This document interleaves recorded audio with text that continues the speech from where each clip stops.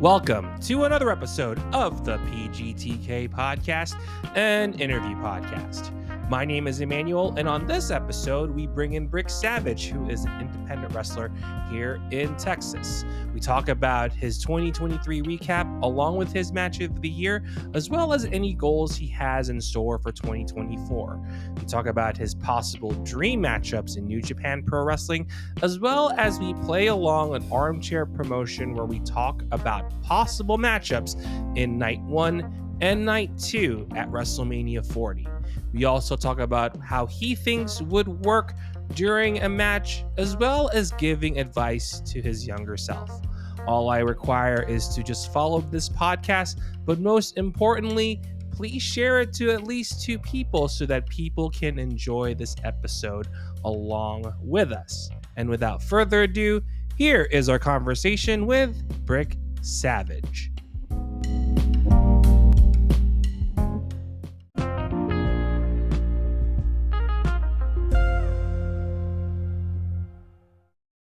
All right. So, how are you? I'm good. How are you? So, yeah, I mean, like, I've seen you in so many promotions here in Austin, and you've had a really, really great 2023. Like, tell us a little bit about how your year was in terms of you wrestling that year. I think I just started, so as far as like how great the year is, I think it's the best year I've had so far out of the 2. So it's not even finished. In March will be officially the end of the 2nd year. So I still had a couple months to even finish that off for like my actual year when I started. But as far as 2023 went, I think that it'd be hard pressed to find somebody who had a better year than me, besides like maybe Brian Keith. To be honest, okay, like, that's fair. Yeah. As far as like Texas goes, I had some really good opponents. I had some pretty great matches. I can only think of maybe one match that might have been like, but for the most part, they were all pretty good. And then like they just started getting better and better towards the end of the year. And by the last one I had in December, man, they were it's just like banger after banger. Is what they say, right? So, Right. That's pretty much what it felt like. Yeah. And what's interesting too, like I'm sure you're on the road every single time. And how do you find that inner peace when you are on the road and you're going through each wrestling event here in Texas? Like, how did you find that balance when that happens? I mean, it's definitely rough. I hate driving. Anything over like 2.5 hours is like really daunting to me. And I drive at least 3 for the most time when I'm going out of town. And it's not 3 hours back too, usually the same night. So it's 6 hours in a day. It's just, it's for the most part, it's usually around like 6 hours in a day. I've gone up out to a place like Weslaco and towards the border where it's like 5 hours and stuff. Drive another 5 hours back, and man, it's rough. But music, I have a good playlist, good couple playlists that kind of get me going and keep me on track. I get to like change the mood, the setting for me and stuff, and get prepared, because being Brick Savage is a whole monster on its own, just to get in the mindset that I've got to draw back past emotions, past feelings, past pains, and get prepared for this deal, because I gotta the whole basis of like my being is being a sociopath, and like there's just like certain aspects that I've got to do. I'm gonna look a certain way. My eyes got to do a certain thing. My facial features got to do a certain thing, certain stuff that, ticks me off, and I lose my shit. And it's a lot of stuff that kind of like mount up all together. And, even saying that, it sounds like it'd be stressful, but it's actually pretty peaceful to start pulling these things out and kind of categorizing stuff like a checklist. All right, I got my gear, it's check, we're good. I got my mindset going, playlists going, I got my moods going and stuff like that. So by the time I pull up, I'm ready to go. The switch doesn't turn off. I'm ready to go.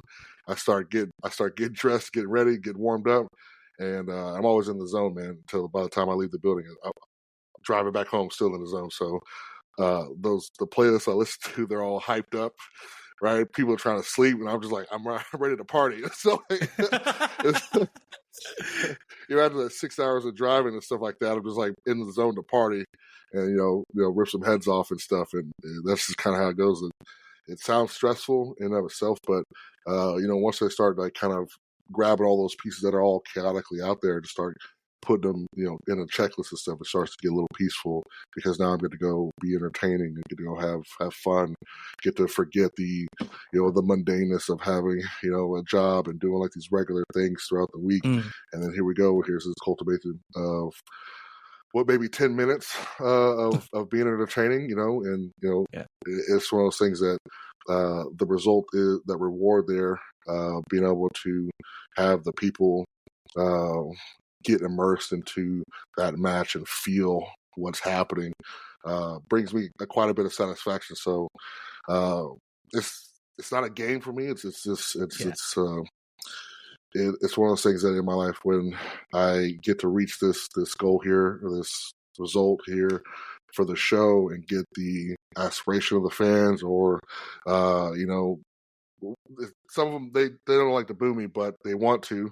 I do mean things that still don't want to boo me, but I get that you're so mean. I get that look in these kids' faces that I'm like completely terrified. I'm like the thing they don't want to touch to, they don't want to take a picture with, they don't want to say anything wrong to, that I might hurt them or something like that. So that feeling I get by the time I get to the end of the show, man, it's all worth all that stress throughout the week. Right. Finally get that checklist going, check them all off, and get to that satisfaction at the end. Everything's all done. I'm like, all right, cool. We made it. That's it. All right, now the next one, and then head back to the next town or go back home. So it's a lot, but it makes it worth it in the end, which kind of makes the satisfaction towards getting there all the much better. Yeah, I'm terrified just looking. I was in Heart of Texas. I'm like looking at it. I'm going to talk to you tomorrow. I'm like, oh my God. Okay, let's just talk after the show. yeah. It's one of those things, man. Because like certain places, I'm a little bit meaner, nastier than some other ones. Because when I play a face, I'm still relatively mean, just not as nasty. But some other places, a little bit more nasty, a little bit more mean. So. Most people don't even talk to me until like several shows later. I'm curious, where did Brick's Gonna Kill You come from? I wind up saying it. Where did that come from? So, as far as I know, I think Samoa Joe has that chant, "Joe's gonna kill you." I know I've heard that before. I've heard people say it before. But as far as like Texas goes, when I think my debut, I had an MPX. I was wrestling a guy named Sky De La Cremosa, and that's usually his chant that they'll do. So I was wrestling him, and then I killed Sky, and then like after that, it's just like it's kind of started there, and like those people that go to those MPX shows in Dallas will come travel to other places and they'll start saying it. So it's kind of got into that deal because there's that switch I'll turn on, and when you see it in my eyes, you know exactly that's what's going to happen. Like, oh shit, you'll hear people like, you fucked up. Yeah. You'll hear them say that, and then you get those Bricks Gonna Kill You things. Like, so yeah, it kind of went from there, and now I got this whole lore about me. If I make that certain look, they just know it's time. Oh yeah, no, especially when you had the match with the 4-way, and there was that cue, and then literally the crowd just realized, oh shoot, Brick's gonna kill them really soon. I get ready, I start analyzing, and I try to make sure my facial expressions are towards it where I can see, or like I'm like calculating what I need to do, because in like the deep depths of it, Brick's a real good tactician. And most of the stuff I do are all really counters, and I'm trying to like be one step ahead of, maybe even 2 steps ahead of people. Sometimes they'll catch me slipping, but the fact that I'm trying to calculate all these things, like, all right, if this dude does this, what do I do? If this dude does this, what do I do? And it's one of those things I start calculating, and I kind of start zoning in, and then it's just like, okay, whoever makes the move first is going to die. Like it's just what That's almost like a toy. It's like an auto aim from like Grand Theft Auto. It's like, there it is, exactly. Right there. Right. Yeah. I try not to give it away too much, because you'll see it trying to start honing in, and then it's like, okay, it's this one. This one's going to be it, and I'll have my eyes locked on this one. So that's it's always in the eyes. You pay attention to the eyes, you can see where it's going to go. Yeah, and I'm curious too. Like, it's not only with when you're facing us. How do you work the audience, especially when you had when you turned Brick Savage on? How do you work that audience to get the most engagement out of them when you face the other wrestlers that you're facing?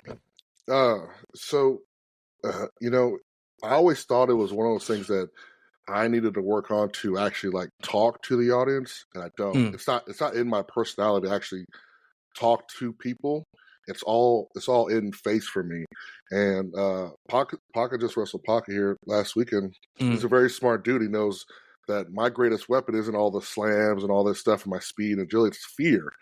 It's the fear that I have. So when I walk out of there, you know, the idea is that I have such a dominating presence. When you look at me, it's like, okay, I don't want to like make this eye contact with him, because if I do, maybe he might hurt me. And when I start going around, I start kind of like homing in on things. If my opponent's not in the ring, kind of surveying the field, then you see me just kind of not paying attention to the people that are there until, you know, if I hear something that will catch my attention that's like off, like if someone says something, okay, you suck, or they talk about my appearance, it goes from immediate like surveillance to complete like just an automatic straight to this person. And I spit at people's feet. I'll spit the water that's draping off my face before I come out. Okay. So I have it just like wait here in my mustache. So once I get to this deal, I kind of have like certain stuff ready, and I'll just have this big moment where and just make all this sound, and I just spit the water towards their feet, and just that illusion that I just did this gross thing to somebody, Okay. right? Shows I have no regard to like their personal space or nothing, and I don't have to yell at them. I don't have to say anything nasty to them. You know, in those moments, I make that one gesture, and they automatically know that that's not somebody I want to. I don't want them to look at me like that, or I don't want them to do that to me. I don't want nothing to do with that. So that's usually one of those things. Especially if I'm going to some new place, that's one of the things I'll do, like maybe once or twice, and they just know it's there, and they just know not to make eye contact with me at that point, not say anything wrong. Or if I get in the ring and same thing, somebody says something crooked, or they start cheering for the other person, and it's louder than everybody else, that's the one person I look at. The one person. There's 100 people who be chanting this dude's name. That one person that sounds the loudest, I'll look dead in their eyes and not say a fucking thing, and just I won't do nothing else but stare at this person until they stop chanting. They usually stop chanting. They'll chant. Once I make that dead eye contact, they're just like, "Oh, okay, all right, I'm not going to chant anymore." And yeah, it's just I have some of these on video too. That's the funniest thing. I gotta find that. When we were that event on Sunday. I'm gonna bring up Matt Locke. Yeah. Very first match, he walks out and then he looks at me. And then he's pointing at my hand, like, all right, sure. He kicks it across the ring, and I'm like, oh, great. That's he's a dick in a different way. Like he's obnoxious. He's an obnoxious kind of like bad guy kind of person, right? So he does a very obnoxious thing, and you want to hate him because he's just so obnoxious, right? And you just you want to hate me because I'm so like vicious and like nasty, right? And it's just like, you know, especially if I'm working a face. If I'm working a face, like, and you're just like, I want this dude to get his ass. So he's mean, nasty. He does all these gross things, like, you're a horrible person, a bad attitude, right? So like, some people will say things, and I'll look, and they'll say something. I'll say something about their mom or something off key. Or I'll get out the ring, and when I'm going that way, I'll say it in a low tone towards them, so like not everybody will hear it. So very, very off the wall, something about their mom, some kind of sexual thing towards them, something bad, really just awful thing. Whatever the first thing that comes out of my head, right? I just spit it out and just keep going. you just traumatize them for the rest of the event. Yeah. You're like, all right, I'm gonna sit down. I'll pretend nothing happened and see how that works. I just say about ripping people's heads off and doing stuff to their heads and stuff like that. And they're just like, oh my God, I just keep walking, keep it moving. And it's like I didn't even say it. I just keep going. It's the funniest damn thing.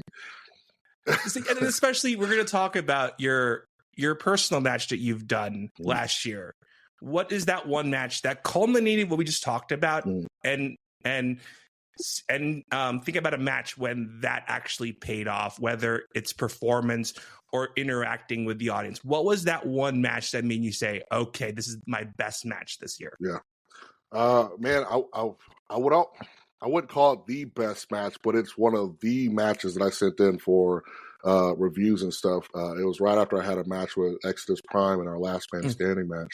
And I'm kind of a faceless deal over there at NPX at that point, and Exodus was the heel.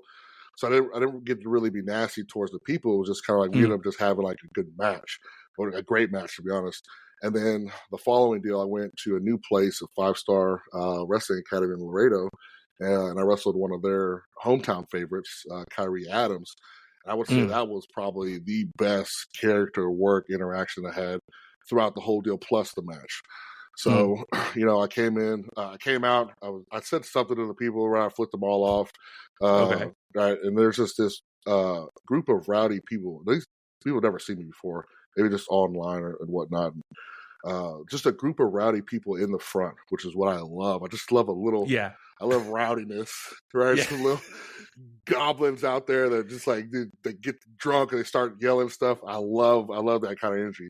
So, there's a couple people that are like, all right, oh yeah, let's go break it. Like just like maybe one or two. And those are the people I'll point out, like, yeah, this guy gets it. Like, right? So whatever bad thing I do, and they'll chant me, and I'm like, yeah, this guy gets it. It's the one person, right? But those aspects of myself were like, I'm mean, but I'm also kind of funny when I'm mean, right? Right. I tell it like, yeah, all right, that's the good one, right? That's the guy. That guy gets it. He understands. You other people suck. Right, stuff like that. So, the people that talk about my appearance, like the way my gears, my nails, and stuff like that, like I'll usually focus, like I said, on one person. It's one of those things that you don't want to antagonize them too much, or they'll want to get in the ring and then like get them too mad. But you play into that deal because they want to be part of the show. So some of those people that will get one or two interactions, some of them get less, more, but you get that honed in on that one deal, and like it kind of makes it a game per se, and they can attack my character all they want. So they do that, I just destroy their favorite. So whatever happens, all right, boom, do that, and then I'll talk shit to them and stuff like that. Then go back to doing the deal. So I had that match with Kyrie Adams, and one dude, he was just going off, just all rampant and stuff like that. He said something about my nails, I think, being painted. What? Be specific. It was either my nails or my eyeliner. One of the two. One of the two. And it might have been my eyeliner, because I just turned around and said, I got it from your mom, bitch. Like everybody lost it. And I was just in the middle of just beating this dude's ass, and I heard him say it. I turned, said that, we just went back to beating the dude's ass again. Right? So it's one of those things that a good small interaction, nice little crowd. They get a little rowdy, they cheer and stuff like that. And by the end of the deal, the idea is to get your opponent over. I do this nasty stuff to him, but beat him down. He gets all his hopes coming, his comebacks coming. Here it comes and all this stuff, and they get super behind him. They want to see me get my ass whooped at that point at the end, because that's how pro wrestling is supposed to go. Right. So having those people be a part of it, I think that was probably the best one out of all those, especially the last maybe few months of the year for me. Because I want to say the Exodus match I had was my 100th match, and everything after that was they were all getting better and good at that point. And I had my first death match after that, also same thing. It was a lot. It was a lot towards the end of that deal. And it was like they just all felt like they were all on point, and they're all pretty good. But that one was one that stuck out the most, was me and Kyrie Adams at 5-star Laredo. And when was that moment? Was there a match this year that made you think, "Oh, I get it. It's starting to come together"? Was there a match like that when that happened, or was it just that match of the year that we talked about earlier? So that initially happened for me the year prior, when I was getting started my rookie year, you could say. It was at an Inspire show. It was a fatal 4-way. There was Exodus Prime, Dmitry Alexandrov, and Lil Evil, and trying to get the character work. And like I said, the whole point of some of these things is talking to the people. And like I don't normally talking to people is not my thing. It's just I just do the thing. Actions speak louder, right? Is my thing. So that was the match. I felt like, okay, I think I got it. I got the gist of what needs to happen here. And then I just kind of started basing stuff on, working on my move set, working on how I deliver the moves and stuff like that. Man, it took all that. I was like, July of 2022. Okay. July 2022 up until that match Exodus, which was September. Almost into September 2023. So you imagine that time frame of work of 2-3 times out of the weekend, and all those matches since then. So it's probably about 70 matches difference, give or take. It's those small incremental improvements too that it's not like one giant revision. It's like these small little things to make things better. And then when that one match is like, oh, okay, I got it. I got that. I put all those I think pinnacle matches that I thought were the best matches, singles matches of my year last year, and I can see from the point of what number they were as far as how many matches I've done up until that point for that 100th one with Exodus, where they progressively all got better. But there was one that was like I was on point the whole deal, but I kind of didn't have it every match. And then it started getting those like, this match, maybe a couple more than this match, a couple more than this match. It was just like, they started to be very, very consistent. And that was I could start feeling like it was just all connecting all at once without having to think about it. So that was without having to think about it. It was a big one for sure. It is like literally muscle memory, and it's like both muscle memory in terms of your ring performance and working the crowd too, which is interesting. How like I was watching a lot of your matches, and you mentioned Aspire. You've had a match with Roxy Castillo LLC. Where did that partnership come from? I'm kind of curious because that one came out of left field when I saw that during Aspire like a couple weeks ago. I don't necessarily think it came out of left field per se because you see the progression of my character went from being very mean and nasty when I got there, attacking T-Ray for months on end. I had the match with BK, and then got T-Ray finally. Well, those tag matches and stuff kind of was attacking T-Ray in between, but finally got the match with T-Ray that kind of turned that page for Brick Savage. That that there's at least somebody here that earned my respect by giving everything he had. He literally put his entire body into that match, the whole 9 yards to take me out. Right, so he didn't come away with the win. Neither one of us did, but he took me out long enough to, throw everything, include the kitchen sink at me, to earn my respect. And I think that storytelling of that tide being turned, where T-Ray's kind of going on his way out and earning T-Ray's, earned his respect, like versus he earned my respect. That kind of, I would say, like passing the torch kind of moment, where you have this big, powerful, domineering figure in T-Ray that was there before I got there, and he's going on his way out, and there's this other dude here, just as strong and powerful, quick, agile, can do all the whole nine. It's almost like a passing of the torch moment as far as respect, prowess, all that goes. And then he had his retirement match with Danny, which was crazy. That's so good. But then you have Roxy no longer has anybody to manage. The stable she was in, she was T-Ray's manager, had a stable with the Stranglers and all that stuff, and they turned out to be who they were.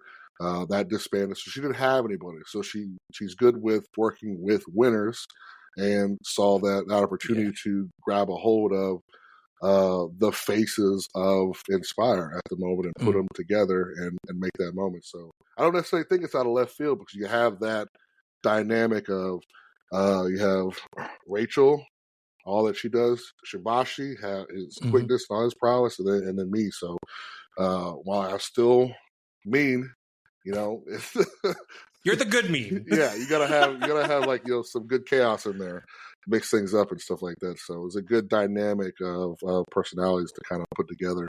And surprisingly, if you looked at them all individually, they probably wouldn't work well together. But you put them out there all together, and they worked very well together. Oh yes, absolutely. Everybody's got their own ego, but then they kind of push it aside and you see that unfold throughout that whole match where everybody's little ego kind of was like present, but then by the end of it, it's all pushed aside. It's like it comes together as a whole unit. So love stories, love a good story. Yeah, Try to tell a good story in just one show is a little hard, but it's doable with the right components for it. I think that came out pretty well. It's interesting because I was watching it. I was watching it live as it happened. It's kind of interesting. It's like 3 different personalities. Yeah, and it's like when you see and it's kind of cool. Roxy being the common denominator out of all of them. I'm like, oh, that's pretty good. But then you realize like when Roxy was saying there's going to be a title down the line, do you believe her when she said that at the time when that happened? Roxy is one of those people that means what she says and says what she means, and then will definitely be there behind you 100%.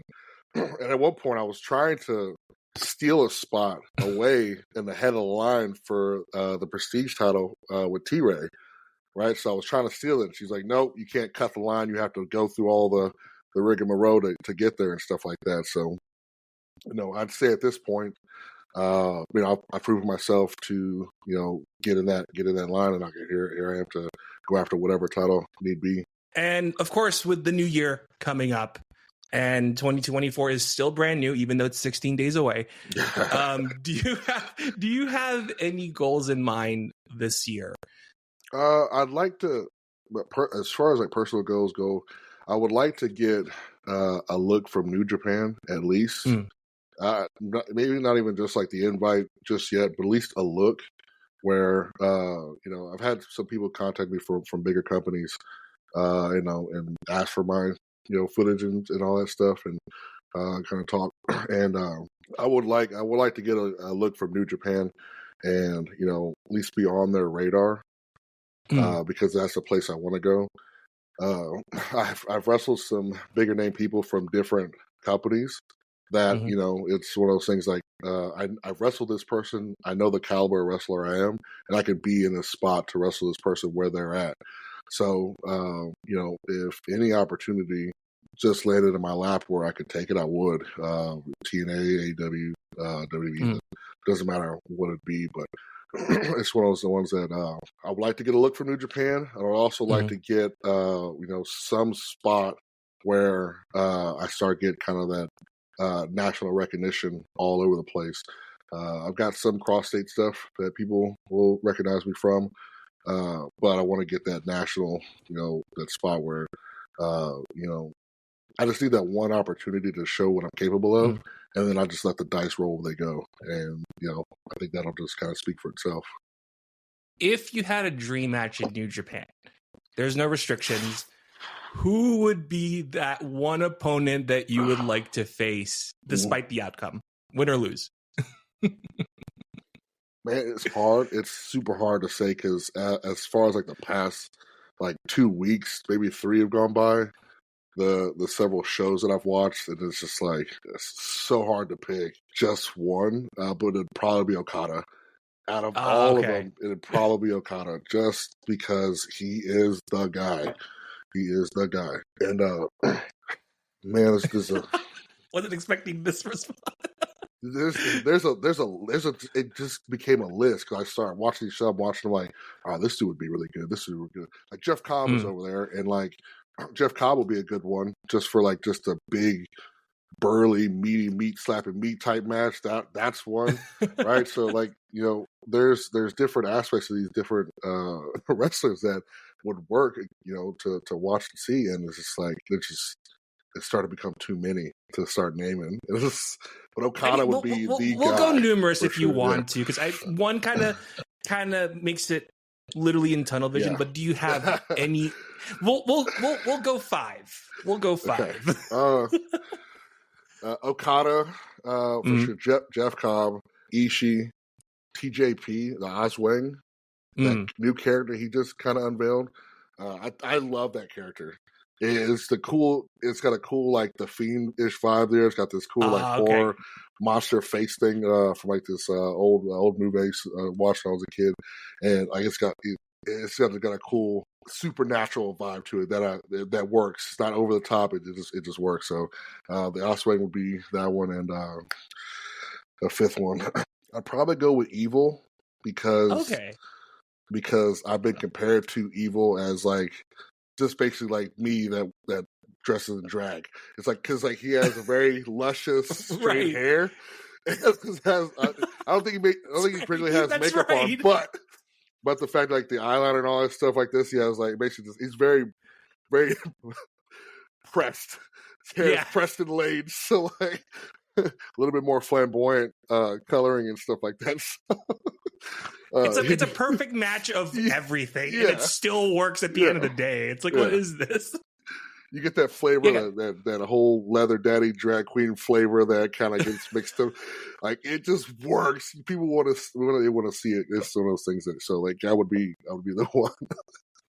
It's fun. You mentioned it's kind of cool. You mentioned TJ because I grew up in the Philippines. So like when I saw his ring entrance, I immediately thought of like a monster that I grew up as a kid. It's called I'm gonna butcher the name here if I say it in English. It's the Manananggal. So basically it's like it's a cryptid in a sense where like it's very intimidating. And usually when that story happens, it's like, you know, like stay home or the monster will get you. But that's the Filipino version. But the Philippines, it's very detailed when they said that. So when I saw TJP walk, I was like, oh, it's a Manananggal. Oh, okay, I see where he's going with this. So it's nice to mention TJP because like it he's come a long way. So like now with his new persona, it's just like it's nice to see something new coming from him, and it's been a while seeing him in the New Japan. So I'm I'm glad you brought up TJ. I'm like, yes, my Filipino pride is showing up. I actually fell in love with that entrance. I think the whole nine, when you have the entrance, the movement, the whole aspect of it, when you have shit like that, and it makes a character like, you know, not only just like believable as far as like folklore, mystery, mythos go. When you make it work, the people will believe it. And once they believe it, it doesn't matter what you do and stuff like that. Whether you're like a great wrestler or not, it's all that stuff in between that they're just like, oh, I gotta watch what happens next. And that's the stuff that I like about myself. Also, I like there's this myth of Brick Savage, right? So you speak my name and stuff like that. You got to look over your shoulder, make sure no one's. Make sure don't say my name 3 times fast. And it's like it's one of those things. Like I build up this mythos of myself, and that's the whole basis of. You know, I don't have a supernatural thing per se. I'm just like built like a fucking tank. So you gotta like do the Godzilla approach. You got to keep shooting shit at it until it maybe knocks it down or something. Like, you don't know what's going to be the thing that knocks him down, and is he going to stay down? I have no idea, but it's one of those things like I have this horror movie, folklore thing, right? So that's the whole aspect, like in my head, like how do I make this believable? You know, like how much pain do I need to be in or feel to make people believe that like I have no emotions, I don't feel anything, like this doesn't hurt, right?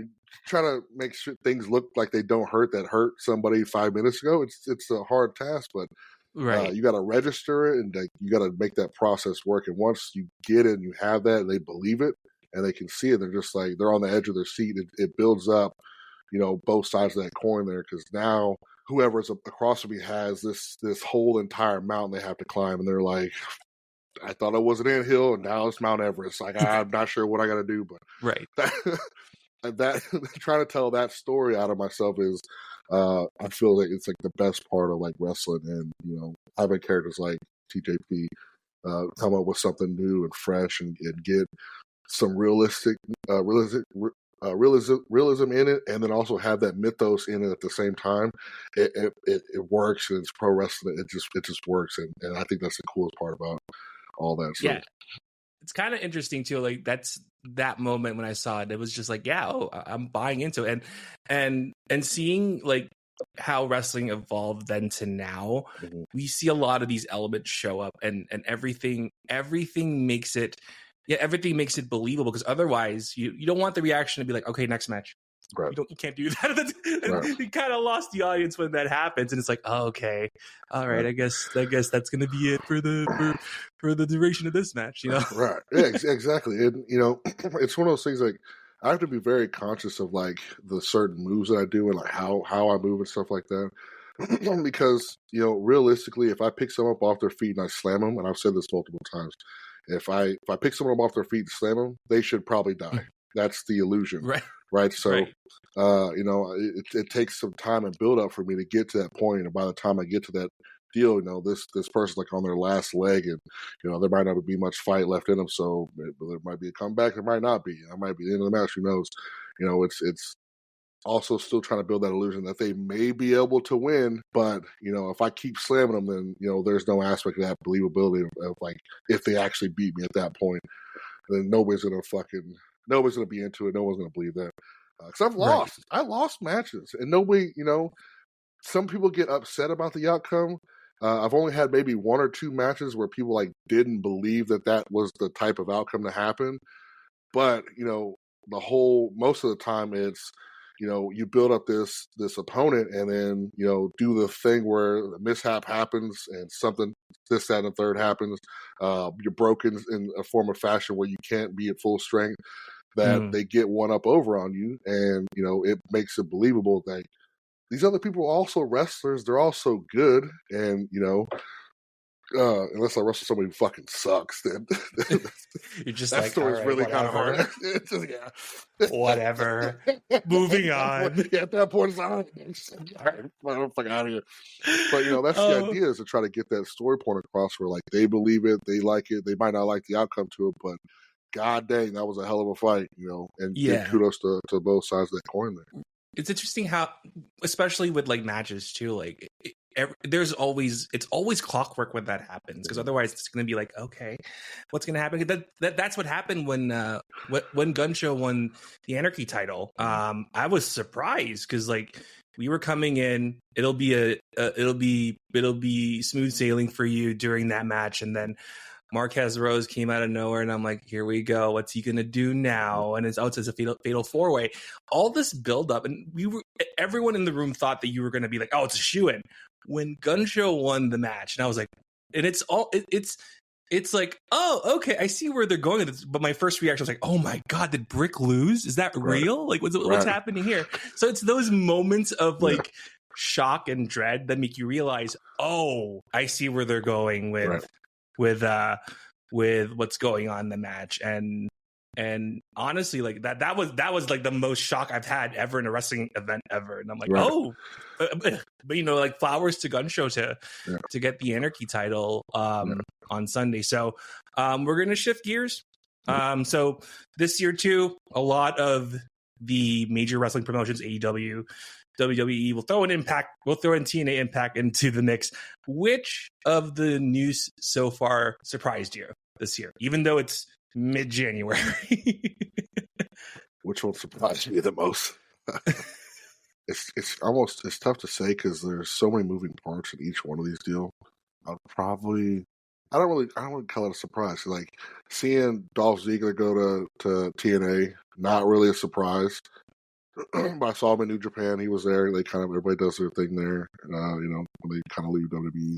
But like he challenged Moose, had a little segment there, unveiled he was there for at least another match there at TNA. Right. So I don't really see that as a surprise because like he's really good. And I think that style he does fits him there at TNA. I think maybe WWE might be on the top of that deal just because they have so many changes that have happened recently.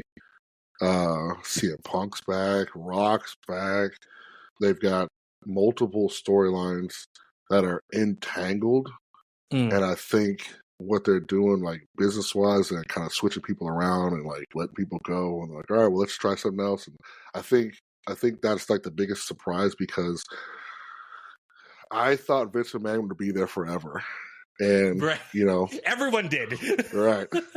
And, that's one of the things that kind of like has a distaste in my mouth is Vince. I know all the stuff he's done, all this stuff. But there's a lot of stuff he does that isn't good, isn't great.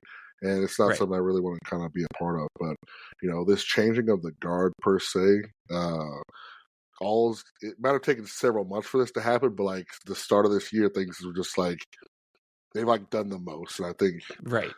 that might have been the biggest surprise. 'Cause it's such a big change of pace from like their normal thing that they've been doing, and I think it's refreshing, to be honest. Right.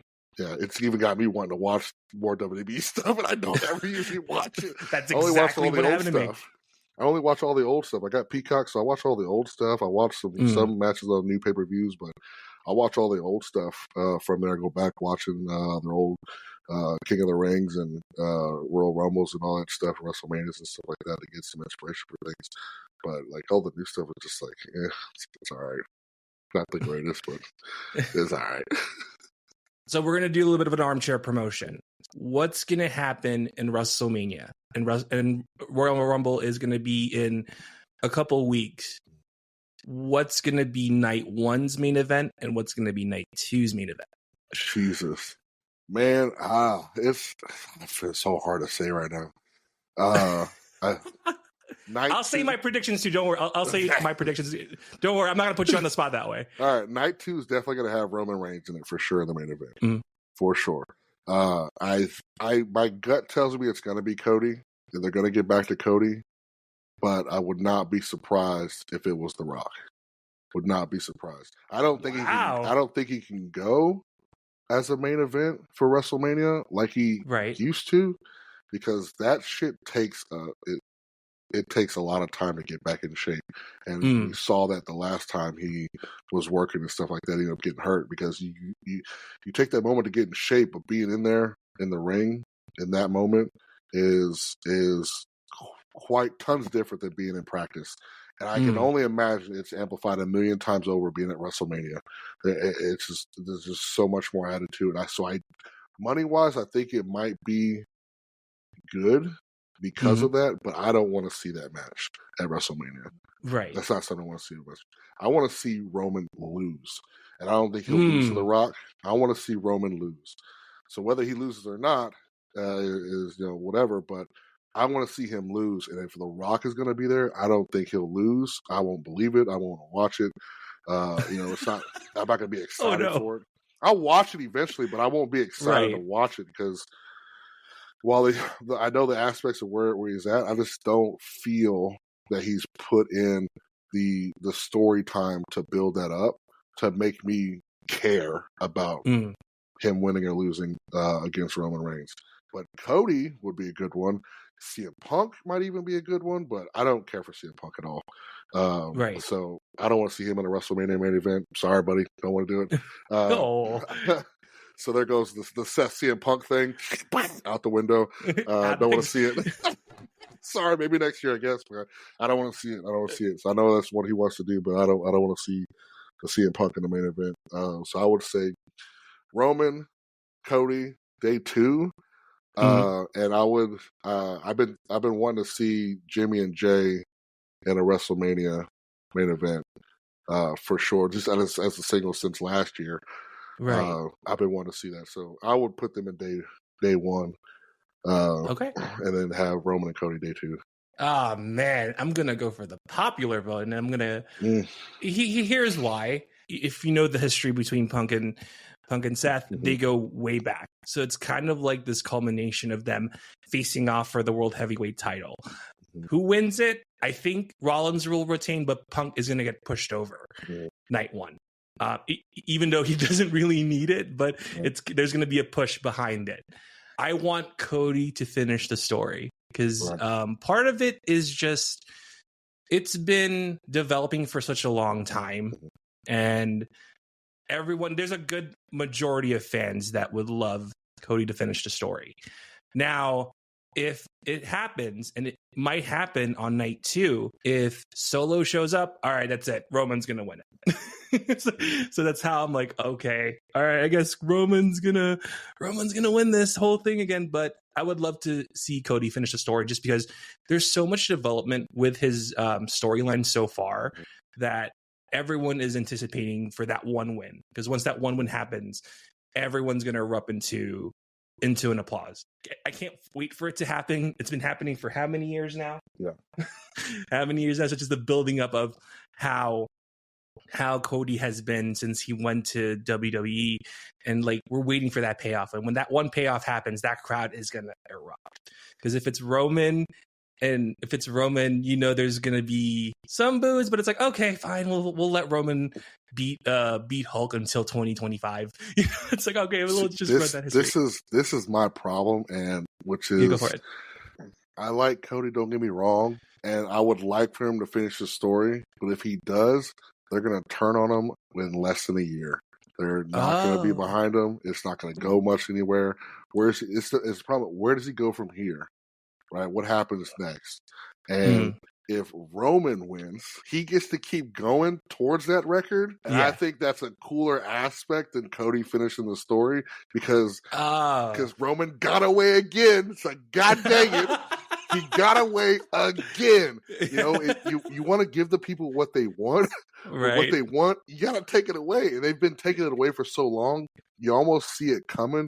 But if you get to that point where, like, maybe, just maybe, Cody might actually win this one, and Solo doesn't happen to show up, and Roman beats him clean, Roman can go on and finish the rest of his story. But Cody wins, how long do these people stay happy for him before they turn on him? And I don't think he's going to make it very long. Okay. So the idea is historical record for Roman, or change the belt to Cody, and then whatever happens. We don't know exactly what's going to go next for him, because like, who else does he go after? Who goes after him after this? What's the next step for Cody after this? Like, he's kind of doing all these other side stories now, which kind of suck because he's doing all this extra stuff now. What the hell is he going to do later? Right. What's the point of what he's going to do later? He can defend the belt and stuff. That's going to be a thing. But, Drew is a good one. I'd like to see Drew go over Cody. Like, that's a good one. Like to see Jay go over Cody. That's a good one. Like, there's different people I could see just beating Cody because, like, he's not Roman. But he's good. Don't get me wrong. Right. But he's not Roman. The point where, like, you just hate him when he walks out. He's just so good. Right. He's so good. The aura, the presence, the acknowledgement, all that stuff is just so good. And it's just like, okay, Cody's got a good promo, but, does he replace Roman at this point? Does he have that draw power to replace Roman at this point? That's the thing I'm trying to think about here with WWE, because they're all about money.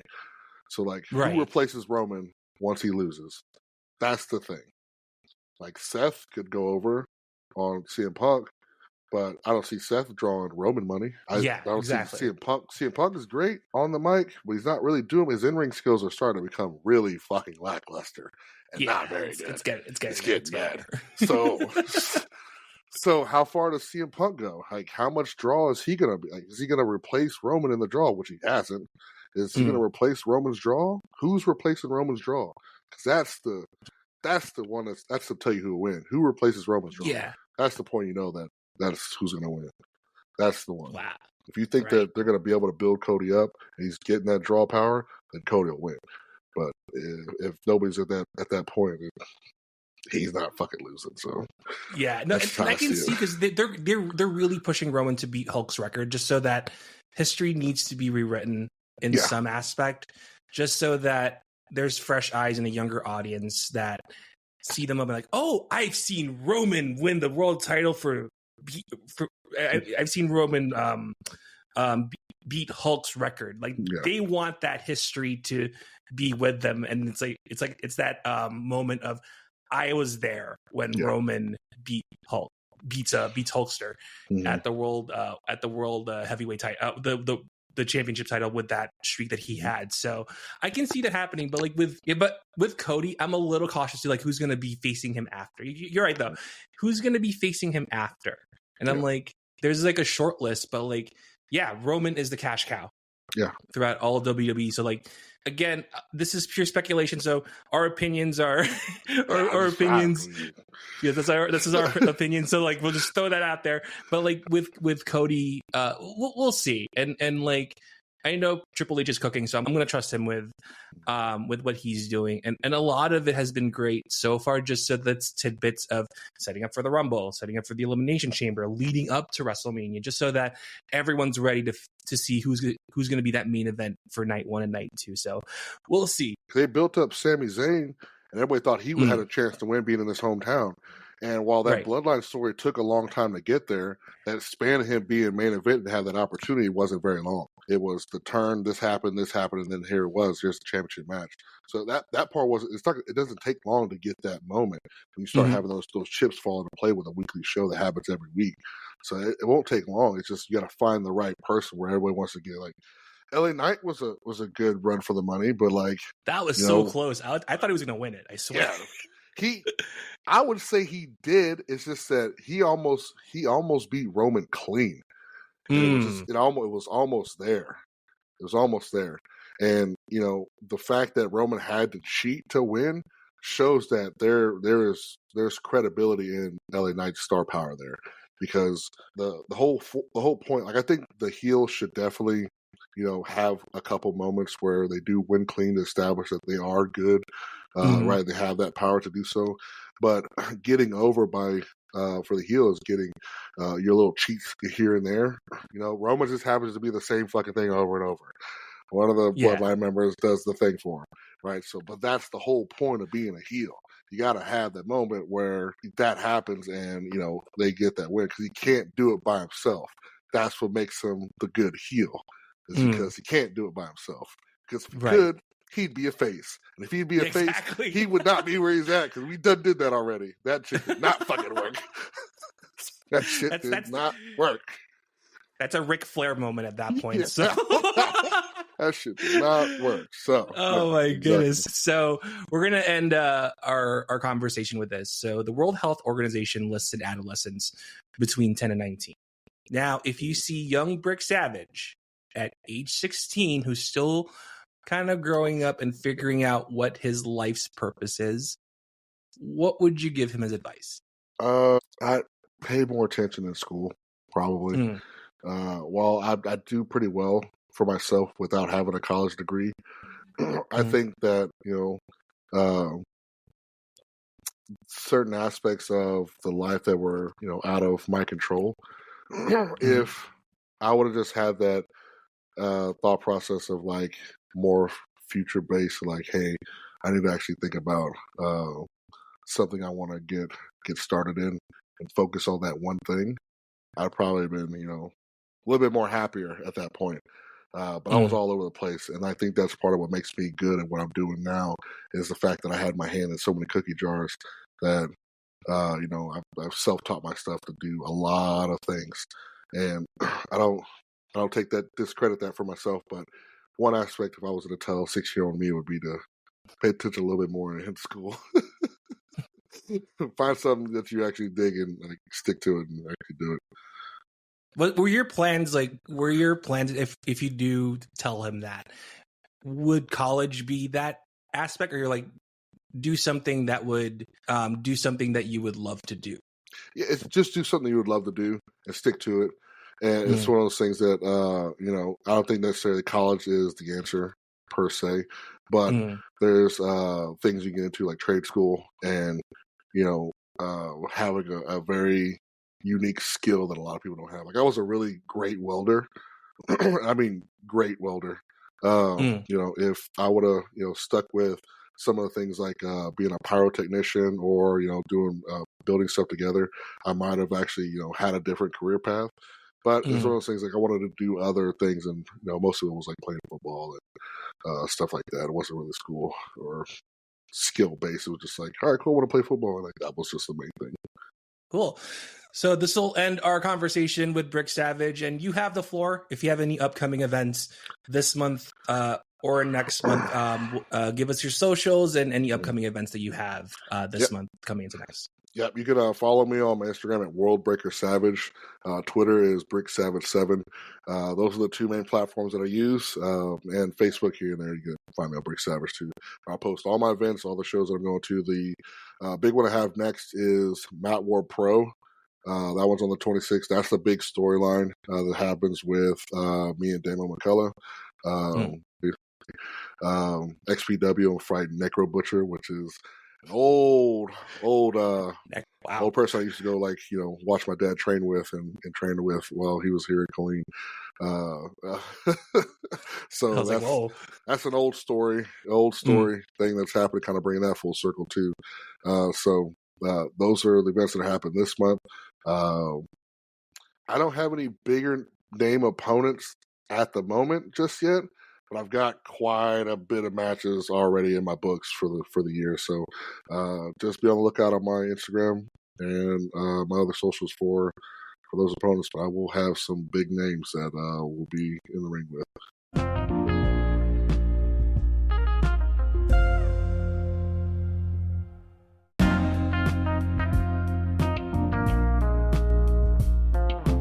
And that is our conversation with Brick Savage.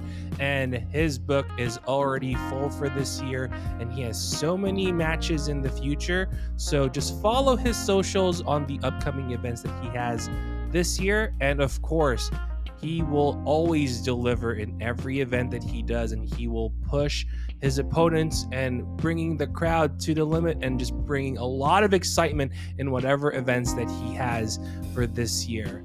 And on next week's episode, we bring in a guest who brings in a lot of humor to professional wrestling. Now, who could this guest be?